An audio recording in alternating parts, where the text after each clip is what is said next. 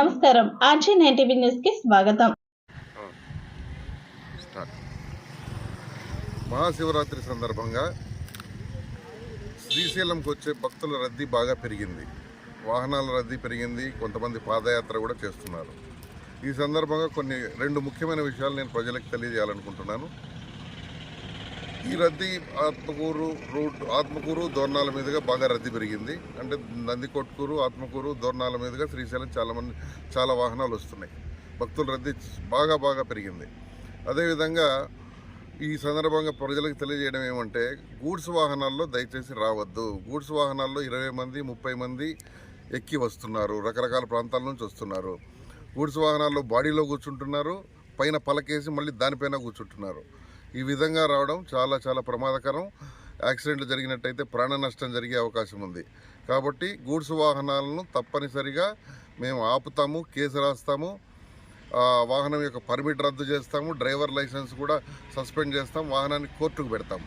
దయచేసి ఎవరు కూడా గూడ్స్ వాహనాల్లో ప్రయాణం చేసి శ్రీశైలం మల్లన్న దర్శనానికి రావద్దండి. మీ వాహనాలు సీజ్ చేయబడితే కోర్టుకు కూడా పెడతాం. అందరూ ఆర్టీసీ బస్సుల్లోనూ లేదా ఇతర ప్యాసింజర్ వాహనాల్లోనూ దయచేసి రండి. మీ ప్రాణాలు కాపాడుకోండి, ఇతరుల ప్రాణాలు కూడా కాపాడండి. రెండో విషయం ఏంటంటే, గూడ్స్ వాహనాలు కూడా ఈ రూట్లో నందికొట్కూరు, ఆత్మకూరు, దోర్నాల మీదుగా దయచేసి రావద్దండి. మీరు ఆత్మకూరు రాకుండా కర్నూలు, గిద్దలూరు మీదుగా గుంటూరు వైపు వెళ్ళే వాహనాలు గిద్దలూరు మీదుగా వెళ్ళాలని మనవి.